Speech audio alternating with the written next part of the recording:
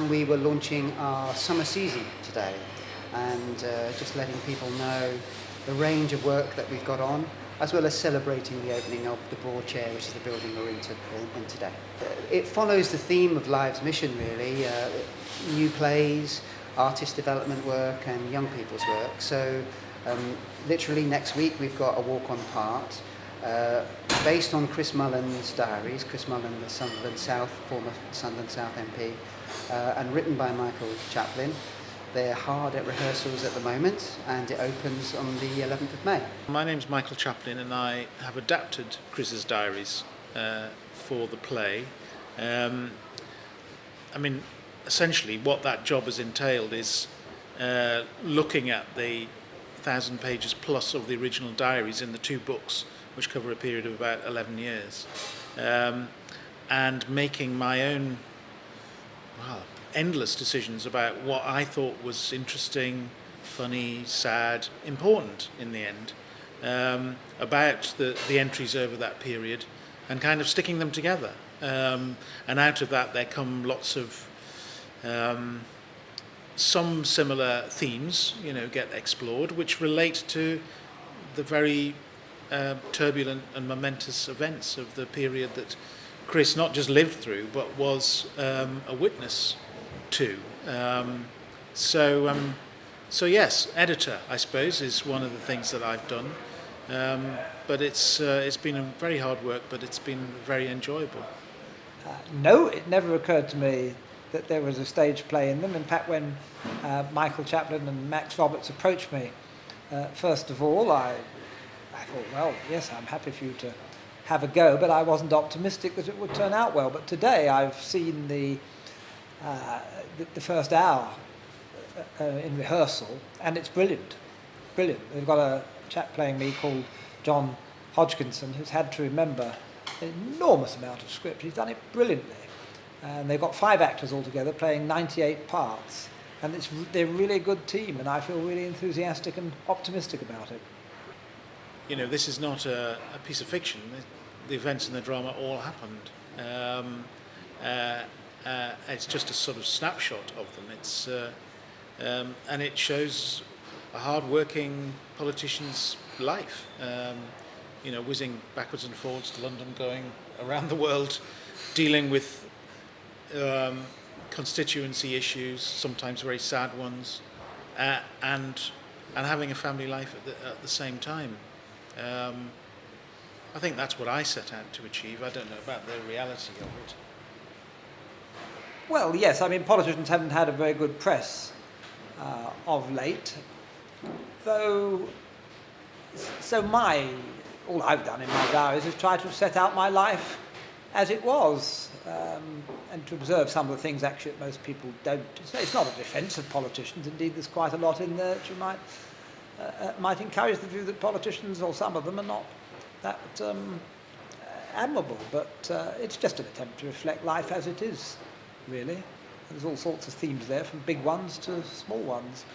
Basically, what it is, we're doing the Newcastle Comedy Festival here, and we're trying to get more and more comedy into the live theatre, because the audiences are fantastic, and they're great at promoting them, which takes a lot of the sort of headache away from me. It's a great space and stuff to perform in. So yeah, the main thing is the Newcastle Comedy Festival. We're doing it the week before the Edinburgh Festival, so that we can get the best acts with their shows that are just about finished and maybe not be polished in the way they might be a week into the festival. Which means you can come and see the best acts here for a fraction of the price that you would see them later in the year, or even at the Edinburgh Festival, really.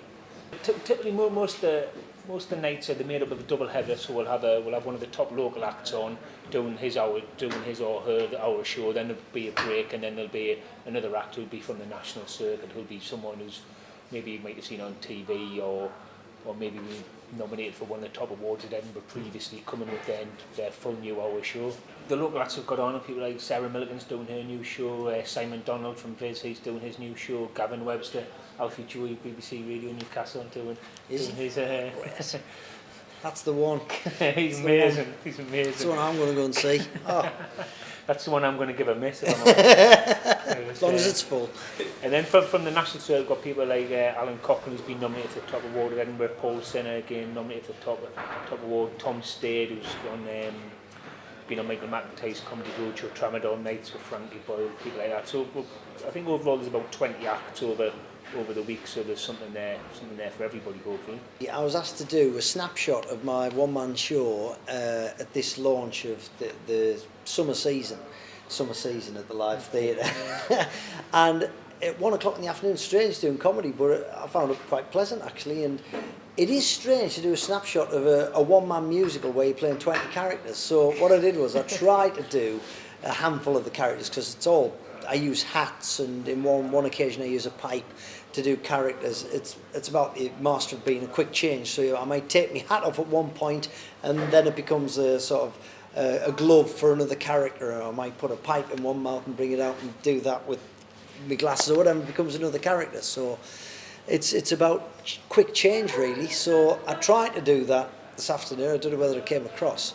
Basically, the story is a killer on the streets of the London Monopoly Board, working his way around the cheapest streets to the higher paid celebrities of the expensive streets. So, nobody cares about the first few killings, but as it becomes more and more glamorous, everyone's starting to get worried. And I play all the characters, the suspects, the detective, and the audience can guess who it is.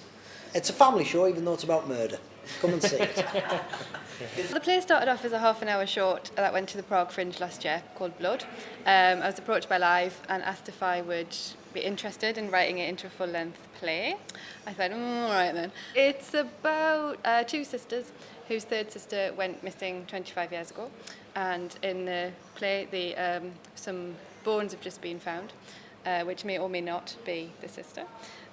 So it's about that really, and about how these sisters have lived for all these years with this hanging over them, and the consequences and their guilt and the emotions about what's happened.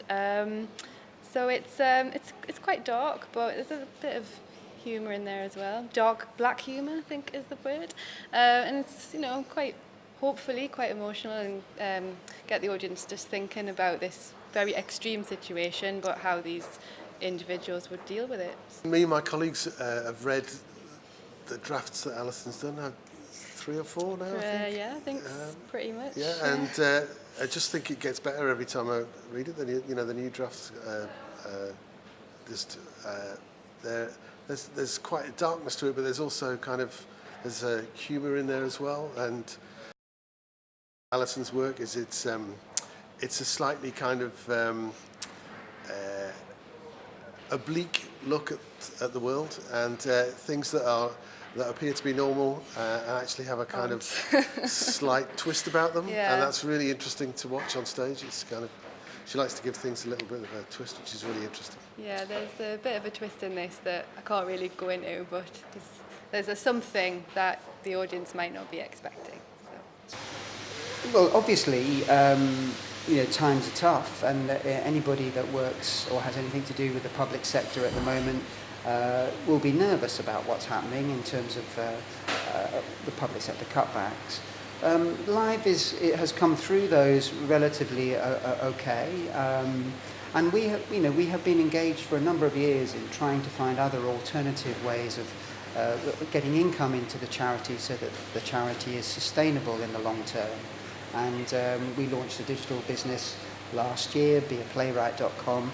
The Broad Chair, where we are this afternoon, is another one of those. So with Pitman Painters still on tour, with some of those enterprises on the stocks and just started, with the finishing of the whole national portfolio settlement, which was the Arts Council funding for organisations over the next 3 years, we're well placed to continue to grow and to thrive, basically.